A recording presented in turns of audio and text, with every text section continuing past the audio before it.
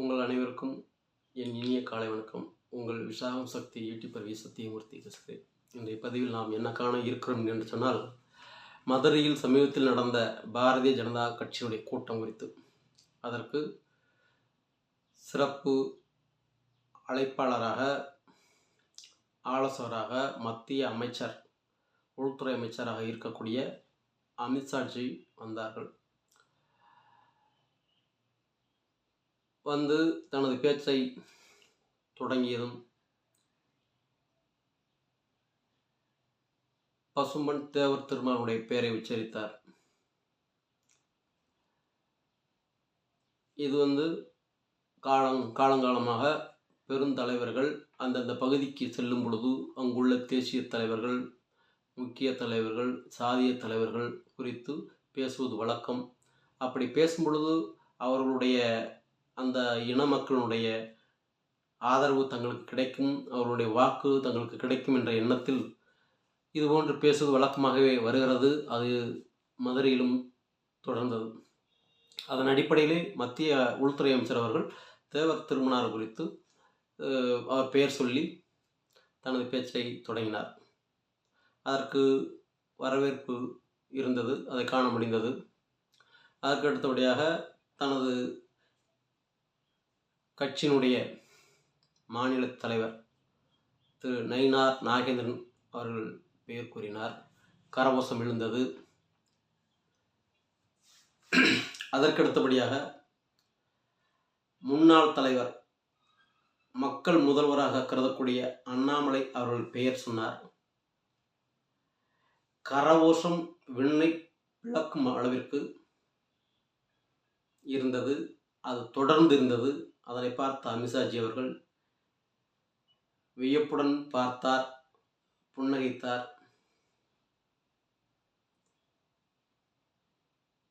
தலைவராக இல்லாத போதும் அவருக்கு மக்களிடையே ஆதரவு கூடிக்கொண்டேதான் இருக்கிறது என்ற நிலையில் அந்த காட்சி இருந்தது. அதனை அமித்ஷாஜி பார்த்தவுடன் அவருக்குள் மகிழ்வு ஏற்பட்டது. அதையும் நாம் காண முடிந்தது.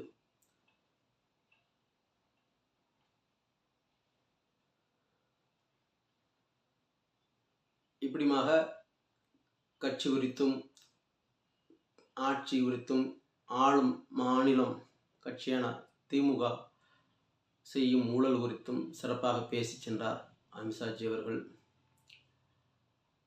இது எப்படி மக்களிடத்திலே வரவேற்பை பெற்றிருக்கிறது என்று சொன்னால், கட்சி ரீதியாக அண்ணாமலை அவர்களுக்கு மதிப்பு எல்லளவும் குறையவில்லை, மேலும் கூடிக்கொண்டுதான் இருக்கிறது என்பதை இந்த கூட்டத்தில் நாம் காண முடிகிறது. அதோடு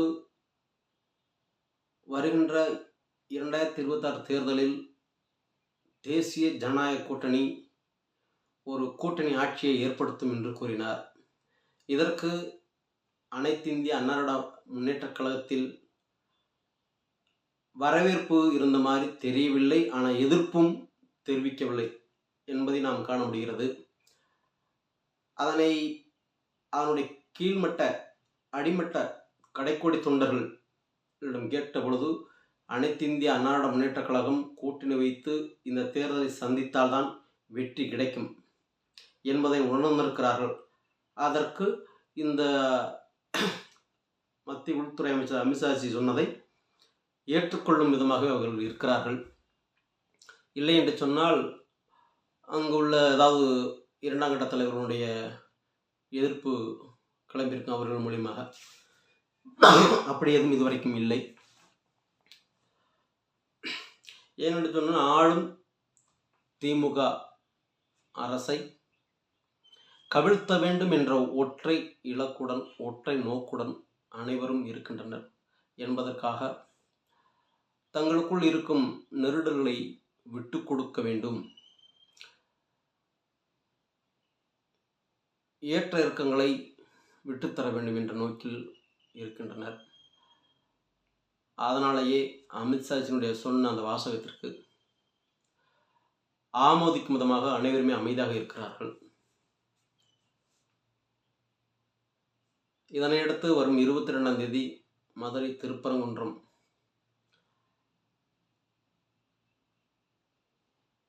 விழா, பெரிய விழா ஒன்று இருக்கிறது. மாநில லெவல் மட்டுமல்ல, இந்திய லெவலில் இருக்கிறது. அந்த விழா உண்மையிலேயே இந்த 2026 தேர்தலில் அது எதிரொலிக்கும். அது ஆளும் கட்சிக்கு பாதிப்பை ஏற்படுத்தும் என்பதில் எல்லளவும் ஐயமில்லை. அது குறித்து ஏன் பேசினோம் என்று அந்த முஸ்லிம் லீக் கட்சியும் அதற்கு தலைமை தாங்கும் திமுகவும் இப்போது தலை பித்து கொண்டிருக்கிறது. அதை எப்படி சமாளிப்பது என்று. ஆகையால் இந்த தேர்தல், இந்த அமித்ஷாஜினுடைய கூட்டம் என்பது உண்மையிலேயே அவர் எப்போது வந்தாலும் கட்சிக்கு ஒரு எழுச்சியாகத்தான் இருக்கும், அது வளர்ச்சியாகத்தான் இருக்கும் என்பதனை இந்த கூட்டமும் காட்டுகிறது என்பதை நாம் இதன் மூலம், இந்த கூட்டத்தின் மூலம் நாம் பார்த்திருக்கிறோம் என்பதை இந்த பதிவின் மூலம் தெரியப்படுத்திக் கொள்கிறேன். மீண்டும் அடுத்த சந்திப்பில். நன்றி. வருக. பிடிச்சிருந்தால் ஷேர் செய்யவும், சப்ஸ்கிரைப் பண்ணவும். மீண்டும் நன்றி, வணக்கம்.